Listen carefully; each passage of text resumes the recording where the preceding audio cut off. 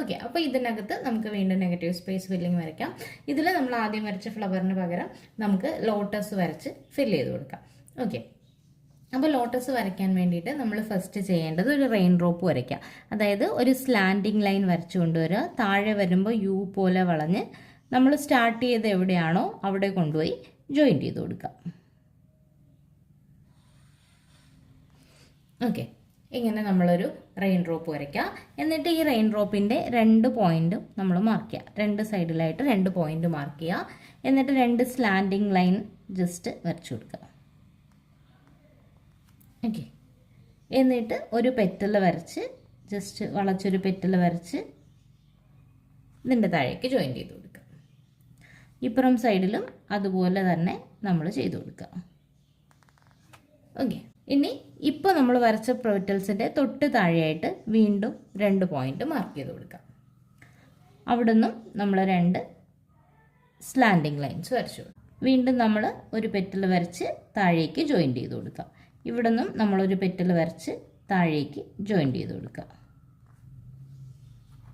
ഇതുപോലെ നമുക്ക് എത്ര പെറ്റൽസ് വേണമെങ്കിലും വരയ്ക്കാം. ഇനി നമുക്ക് ഇതിൻ്റെ താഴെ ജസ്റ്റ് ഒരു സർക്കിളും കൂടി വരച്ചു കൊടുക്കാം. അതുപോലെ തന്നെ ഈ റെയിൻ ഡ്രോപ്പിൻ്റെ ഉള്ളിൽ ഒരു സ്ലാൻഡിങ് ലൈൻ കൊടുത്ത് അതിൻ്റെ എൻഡിലായിട്ട് ഒരു ഡോട്ടും കൂടി വരച്ചു കൊടുക്കാം. ഓക്കെ, എന്നിട്ട് നമുക്ക് ജസ്റ്റ് ഒരു 2 ലൈൻ താഴേക്ക് വരച്ചു കൊടുക്കാം. ഓക്കെ, ഇനി നമുക്ക് ഈ ലോട്ടസിൽ നിന്ന് ഒരു ബഡ് പോലെ വരയ്ക്കാം. അതിനും നമ്മൾ ആദ്യം ഒരു റെയിൻ ഡ്രോപ്പ് തന്നെ വരച്ചു കൊടുക്കുക. സ്ലാൻഡിങ് ആയിട്ട് വരച്ച് താഴെ യു പോലെ വന്ന് എവിടെയാണോ തുടങ്ങുന്നത് അവിടെ എൻഡ് ചെയ്ത് കൊടുക്കുക. എന്നിട്ട് നമ്മൾ ഇതിൽ നിന്ന് 2 സൈഡിൽ നിന്നും 2 ലൈൻ ജസ്റ്റ് ഇങ്ങനെ വരച്ചു കൊടുക്കുക.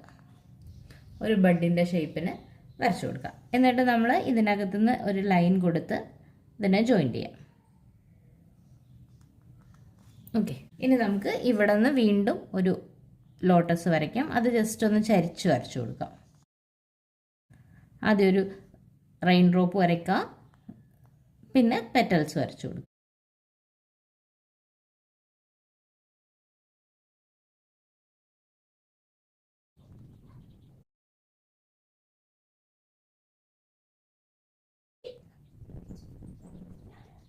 ഇവിടെയും നമ്മൾ ലോട്ടസ് വരച്ചിട്ടുണ്ട്. ഇവിടെയും നമുക്ക് ഒത്തിരി സ്പേസ് ബാക്കിയുള്ളതുകൊണ്ട് നമുക്ക് സപ്പോർട്ടിങ് ഡിസൈൻസ് വരച്ചു കൊടുക്കാം. അപ്പോൾ ആദ്യം ജസ്റ്റ് ഫ്ലവർ വരച്ചു കൊടുക്കാം, ലീഫ് വരച്ചു കൊടുക്കാം.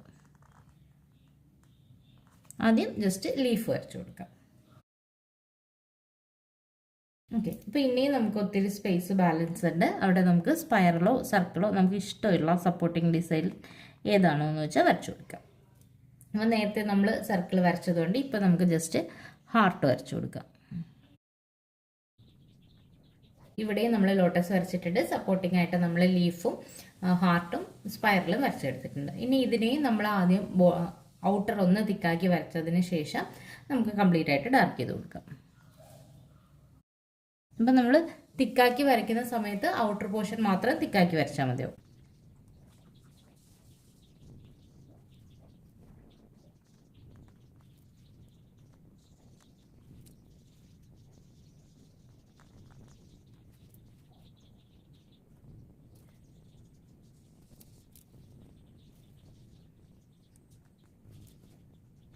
ഓക്കെ, അപ്പോൾ നമ്മൾ ഇവിടെയും ഔട്ടർ തിക്കാക്കി കൊടുത്ത് ബാലൻസ് പോർഷൻ നമ്മൾ ഡാർക്ക് ചെയ്ത് എടുത്തിട്ടുണ്ട്. ഇനി നമുക്ക് വേറൊരു ഫ്ലവർ ഇതുപോലെ വരച്ച് നമുക്ക് നെഗറ്റീവ് ഫില്ലിങ് ചെയ്തെടുക്കാം.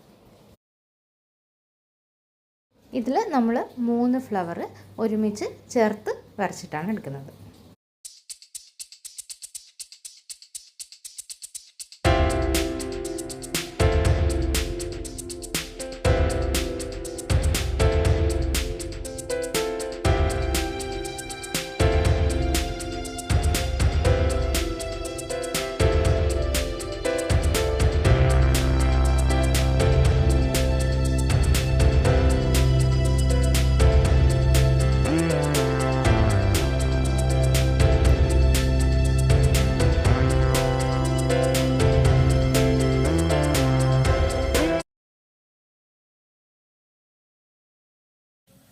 എന്നിട്ട് ബാലൻസ് സ്പേസിൽ നമുക്ക് സപ്പോർട്ടിംഗ് ആയിട്ട് ഇപ്പോൾ ജസ്റ്റ് ഫ്ലവറിൻ്റെ ഷേപ്പ് വരച്ചു കൊടുക്കാം.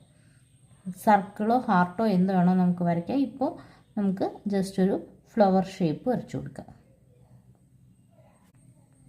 ബാലൻസ് സ്പേസിൽ നമുക്ക് ചെറിയ സർക്കിളും കൂടി വരച്ചു കൊടുക്കാം. നമുക്കിവിടെയും ഔട്ടർ തിക്കായി വരച്ചതിന് ശേഷം കംപ്ലീറ്റ് ആയിട്ട് ഡാർക്ക് ചെയ്ത് കൊടുക്കാം.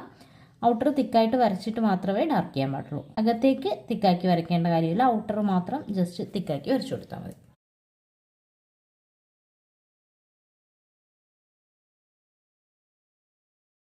ഇനി ഇതിൽ നമുക്ക് കുറച്ച് ലീഫും കൂടി വരച്ചു കൊടുക്കാം.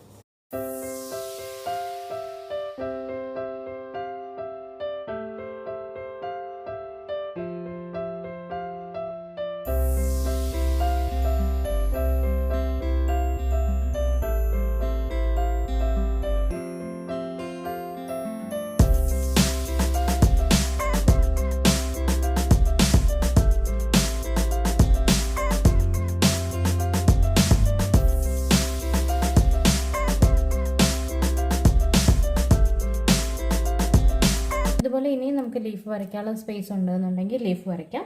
ഇപ്പോൾ തൽക്കാലം ഇവിടെ സ്പേസ് ഇല്ലാത്തത് കൊണ്ട് നമുക്ക് സപ്പോർട്ടിങ് ഡിസൈൻസ് വരച്ചു കൊടുക്കാം.